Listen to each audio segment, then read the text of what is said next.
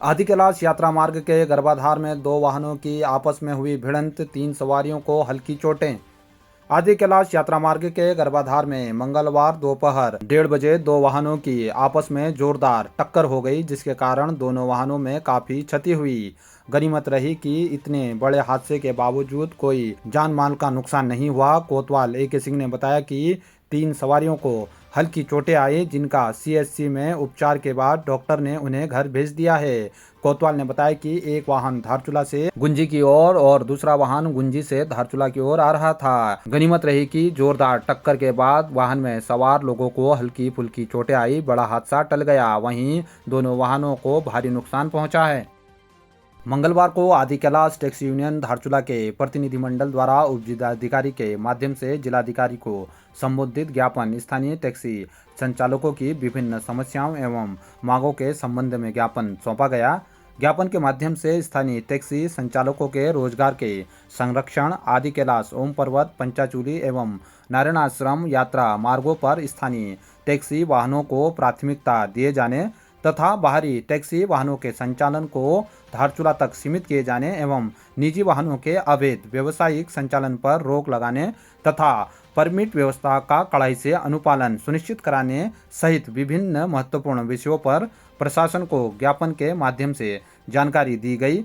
अध्यक्ष राजन नबियाल ने कहा कि सीमांत क्षेत्र में स्थानीय टैक्सी संचालकों की आजीविका मुख्य रूप से सीमित यात्रा सीजन पर निर्भर है। ऐसे में स्थानीय वाहन स्वामियों एवं चालकों के रोजगार की रक्षा करना अत्यंत आवश्यक है। भाई लोगों नमस्कार, मैं आदि कैलाश धारचूला से अभी मौजूद हूँ। मैं उप जिलाधिकारी महोदय के कार्यालय के बाहर और टैक्सी ओनर के अध्यक्ष श्री राजेंद्र नेवाल के नेतृत्व में जो आज निर्णय के लिए हम यहाँ आए हैं, लेकिन उप जिलाधिकारी महोदय से हम मुलाकात नहीं हुए। हमारा मुख्य उद्देश्य क्या है कि इस बार जो हमारे आदि कैलाश यात्रा में निजी वाहन में व्यवसाय नहीं होगा और बाहरी टैक्सी गाड़ी सिर्फ धारचूला तक सीमित रहेगी और जो भी टैक्सी वाहन चलेगी हमारे धारचूला क्षेत्र से आगे को चलेगी। तो इसी आवाज को लेते हुए हमारे टैक्सी ओनर के सारे यहाँ पे कर्मचारी लोग आए हैं और आज हम अपनी बात उप जिलाधिकारी महोदय के सामने बोलेंगे। और मैं जानना चाहूंगा कि हमारे अध्यक्ष राजेंद्र नबियाल इसमें 2 शब्द कहेंगे और आने वाले यात्रा के बारे में जरूर है कि ये आगाज करने के लिए। तो नबियाल जी, आप 2 शब्द कीजिए प्लीज। बिल्कुल, जैसे कि आप सभी को ज्ञात है, पूर्व में जो भारी टैक्सी आदि कैलाश, पंचाचूली और नारायण आश्रम तक चलती थी, उससे कहीं ना कहीं हमारे जो स्थानीय वाहन स्वामी हैं उनके रोजगार पर प्रतिकूल प्रभाव पड़ा है। तो हम इस बार चाह रहे हैं प्रशासन के माध्यम से कि जो भारी टैक्सी है, जो अनाधिकृत ढंग से जो चलती है, जो हमारे यूनियन में पंजीकृत नहीं है, जो स्थानीय नहीं है, वो टैक्सी सिर्फ धारचूला तक सीमित रहे। मानसरोवर न्यूज की खबर का हुआ असर, NH में भरे गए गड्ढे। आपको बता दें कि मानसरोवर न्यूज के द्वारा धारचूला तावाघाट राष्ट्रीय राजमार्ग के तावाघाट तिराहे के पास गड्ढे के कारण लोगों के गिरने और लोगों को हो रही असुविधा की खबर को प्राथमिकता से चलाया गया था, जिसके बाद आज प्रशासन के द्वारा उक्त गड्ढों को भरकर स्थानीय लोगों को राहत दी गई है। नमस्कार आप सभी को, मैं अरुण बिष्ट धारचूला आड़गांव का निवासी। जैसा कि आप सभी को बताइए, उत्तराखंड में आजकल लाखों की संख्या में टूरिस्ट आ रहे हैं, जो कि बहुत अच्छी बात है उत्तराखंड के लिए। पर अक्सर ऐसा होता है कि जब हम भी कहीं दूसरे जिले में जाते हैं तो हमें होटल, होम स्टे या फिर कभी हमको बाइक या टैक्सी रेंट पे चाहिए होती है, तो इसलिए हमें बहुत दिक्कत का सामना करना पड़ता है। या कोई मेडिकल स्टोर ढूंढना पड़े तो हमें बहुत दिक्कत होती है। तो इस समस्या का समाधान करते हुए मैंने एक ऐप बनाया है, इसका नाम है ईजी उत्तराखंड। इस ईजी उत्तराखंड ऐप के अंदर आपको उत्तराखंड के सारे जिले के अंदर सारे तहसील के अंदर सारे आपको hotel, home stay, taxi rent, तो बाइक स्कूटी रेंट में चाहिए आपको, मेडिकल स्टोर से लेकर मैकेनिक शॉप तक सब आपको एक ही ऐप में मिल जाएगा। आप इस ऐप को मतलब अपने डेली यूज में यूज़ कर सकते हैं। इसमें आपको डेली टैक्सी सर्विसेज मिल जाएंगी। अभी हम कर रहे हैं इस ऐप में लिस्टिंग। मेरा उद्देश्य सिर्फ एक ऐप बनाना नहीं है, बल्कि उत्तराखंड के सारे स्थानीय व्यवसायियों को एक डिजिटल पहचान दिलाने का उद्देश्य है, ताकि हर छोटा बड़ा व्यवसाय लाखों टूरिस्ट का लाभ उठा सके और टूरिस्ट लोग भी इस ऐप से अपनी यात्रा को मंगलमय बना सके। तो अभी हमारी इस ऐप में चली लिस्टिंग। अगर आप भी अपना व्यवसाय हमसे जोड़ना चाहते हैं तो इस नंबर पर व्हाट्सअप करिए हमें। नंबर है 7895204789। आप इस नंबर पर हमें व्हाट्सअप करिए, हम आपके व्यवसाय को अपने इस ऐप में जरूर लिस्टिंग करेंगे। जय देवभूमि, जय उत्तराखंड। धन्यवाद। तो ये है हमारा इजी उत्तराखंड ऐप। जैसे ही आप इस ऐप पर क्लिक करेंगे, आपको उत्तराखंड के सभी जिले दिख जाएंगे। आप जिस जिले में घूमना चाहते हैं बस उस जिले को चुनिए। इसके बाद उस जिले की सभी तहसीलें और सेवाएं आपके सामने आ जाएंगी। मान लीजिए आप धारचूला में हैं, यहाँ hotel, home stay, taxi, restaurant और कई विकल्प मिलेंगे। अगर आप होटल पर क्लिक करेंगे तो वहाँ की होटल दिख जाएंगे। जिन होटलों के नाम के आगे ब्लू टिक होगा वो वेरीफाइड बिजनेस है, जिससे आप भरोसे से सेवा चल सकते हैं। इस ऐप में कई फीचर्स हैं। आप डायरेक्ट कॉल कर सकते हैं, व्हाट्सएप कर सकते हैं, जीपीएस नियर बाय का इस्तेमाल कर सकते हैं और हर जिले का मौसम भी देख सकते हैं।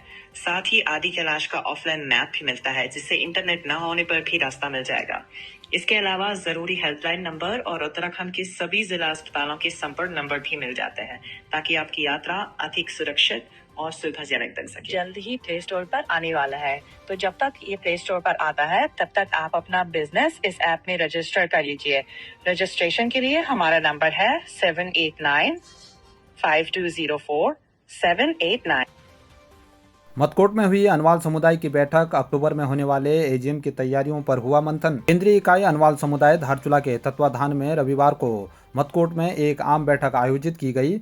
बैठक में आगामी अक्टूबर माह में प्रस्तावित वार्षिक आम सभा एजीएम की तैयारियों को लेकर विस्तृत एवं सार्थक चर्चा की गई। इसके साथ ही समुदाय के संगठनात्मक विकास, सामाजिक एकता, शिक्षा, संस्कृति तथा भविष्य की विभिन्न योजनाओं एवं उद्देश्यों पर भी विचार विमर्श किया गया। बैठक में मुंशियारी इकाई के पदाधिकारियों सहित क्षेत्र के दूर दराज गाँवों से बड़ी संख्या में अनवाल समुदाय के सदस्य उपस्थित रहे। वक्ताओं ने समुदाय को अधिक संगठित एवं सशक्त बनाने पर बल देते हुए सभी सदस्यों से सक्रिय सहभागिता का आह्वान किया। बैठक में केंद्रीय अध्यक्ष नरेंद्र बिष्ट ने संगठन की आगामी कार्य योजना पर प्रकाश डालते हुए एजीएम को सफल बनाने के लिए सभी सदस्यों से सहयोग की अपील की। इस अवसर पर शाखा मुंशियारी कार्यकारिणी अध्यक्ष भगत सिंह परिहार, राजू नेगी, नंदा बिष्ट, मोहन कोरंगा, अनिल भट्ट, धर्मेंद्र कुमैया सहित अनेक पदाधिकारी एवं गणमान्य सदस्य मौजूद रहे। बैठक का समापन समुदाय की एकजुटता और संगठन को मजबूत बनाने के संकल्प के साथ हुआ।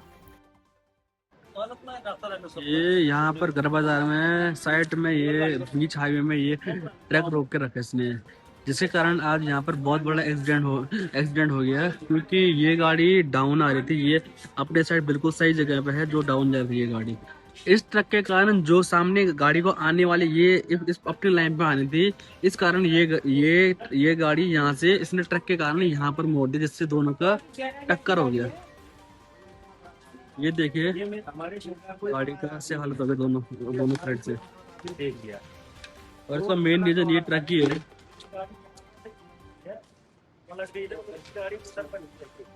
ये है ट्रक का नंबर UK05 UK04 CC और यहाँ खड़ा कर रखा ट्रक इसने बीच रोड पे, आदि कैलाश ओमटद वाले हाईवे रोड पे बीच में ट्रक इसने खड़ा कर रखा है। इसके कारण एक्सीडेंट हो रखा है आज।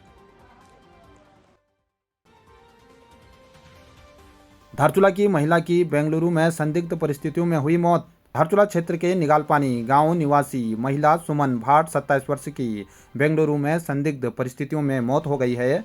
मायके पक्ष ने ससुरालियों पर घरेलू हिंसा, मारपीट, मानसिक प्रताड़ना और आत्महत्या के लिए उकसाने के गंभीर आरोप लगाते हुए दोषियों के खिलाफ कड़ी कार्रवाई की मांग की है। सुमन भाट पत्नी भरत सिंह भाट की 31 जुलाई 2026 को बेंगलुरु के इलेक्ट्रॉनिक सिटी स्थित आवास में संदिग्ध परिस्थितियों में मौत हो गई।